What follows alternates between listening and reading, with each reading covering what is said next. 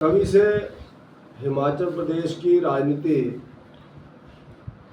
का अलग से रूप हिमाचल प्रदेश के अलग अलग केसेस के अंदर देखने को मिल रहा है।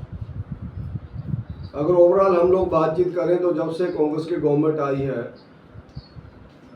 तब से हिमाचल प्रदेश के अंदर लॉ एंड ऑर्डर की स्थिति बिगड़ी। हिमाचल प्रदेश के अंदर भ्रष्टाचार चरम सीमा के ऊपर पहुंच गया, जिसमें राजनीतिक व्यक्तियों से लेकर के बड़े ऑफिसर्स तक उसकी जानकारियां मिली, उस तक उंगलियां उठी। हिमाचल प्रदेश के अंदर ट्रांसफ़र माफिया ने काम करना शुरू किया, माइनिंग माफिया ने काम करना शुरू किया और नशा माफिया ने काम करना शुरू किया।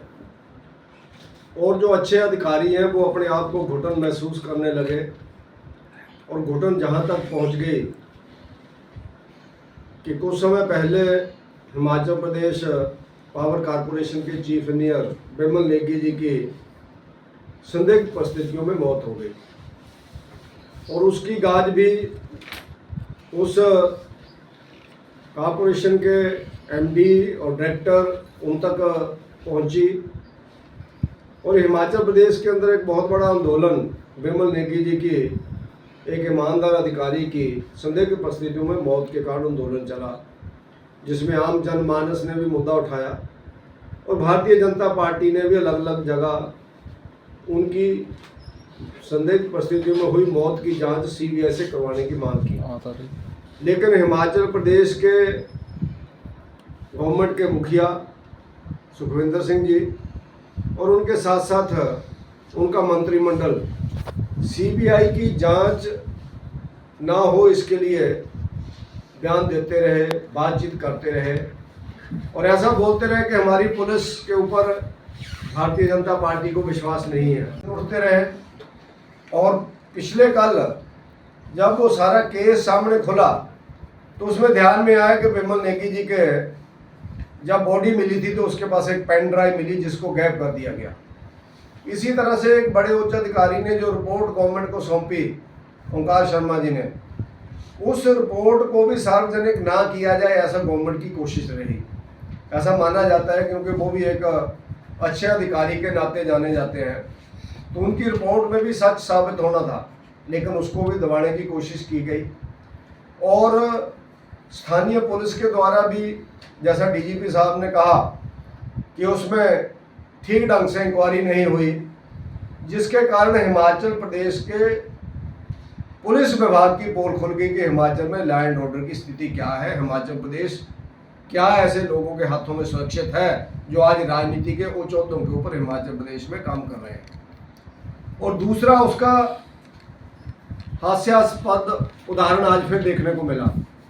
शिमला के एसएसपी ने प्रेस कॉन्फ्रेंस की और उन एसएसपी ने चीफ सेक्रेटरी से लेकर के डीजीपी तक इस सारी घटनाओं के अंदर समेटा, उनको लपेटा, उनके ऊपर आरोप लगाए।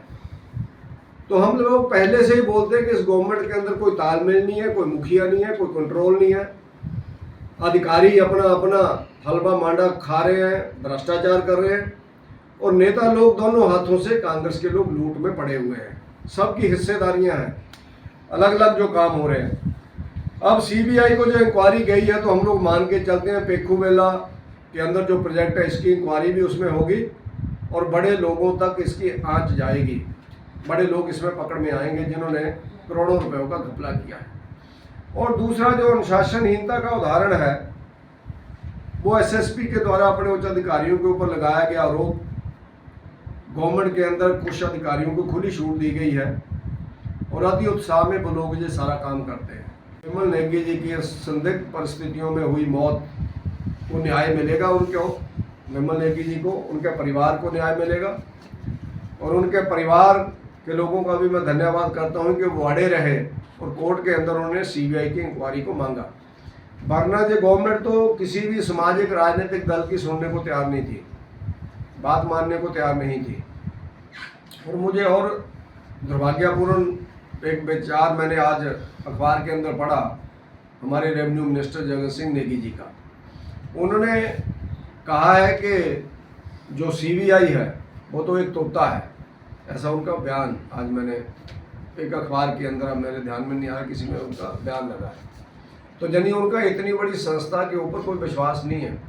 और आज उनकी पुलिस की जो पोल कोर्ट न्यायालय के अंदर खुली है और आज जो एसएसपी ने खोली है, जो हम नहीं आज बोल रहे हैं, शिमला के प्रतिष्ठित जिला के एसएसपी बोल रहे हैं कि DGP, chief minister, chief secretary और उसके साथ साथ उनके जो स्टाफ के लोग हैं वो नशों के व्यापार में भी संलिप्त है, ऐसा उनका कहना है। उनके ऊपर भी उन्होंने प्रश्न उठाया है। तो इसलिए हमारा मानना है कि इस गवर्नमेंट से जहाँ बड़े लोग परेशान हैं, ईमानदार लोग परेशान हैं, वहीं पर अगर आप लोग जाएंगे तो हिमाचल प्रदेश के अंदर ये पहली बार हुआ कि पत्रकारों के ऊपर जगह जगह उनकी रिपोर्टिंग के कारण उनके ऊपर एफआईआर लॉन्च हुई। धर्मशाला के अंदर पत्रकार के ऊपर एफआईआर लॉन्च हुई, कोर्ट केस कल को बनेंगे, उनको कोर्ट में जाना पड़ेगा।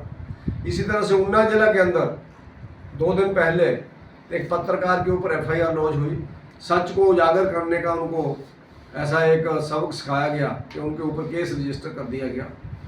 इसी तरह से अलग अलग वर्गों के लोग जो समय समय पर हम लोग बोलते हैं, वो चाहे बेरोजगार लोगों की बात हम लोग करें, बेरोजगार लोगों को आज कौशल विकास भत्ता योजना के अंदर जो लाभ मिलता है पहले 6 महीने से नहीं मिल रहा है। वो लोग परेशान हैं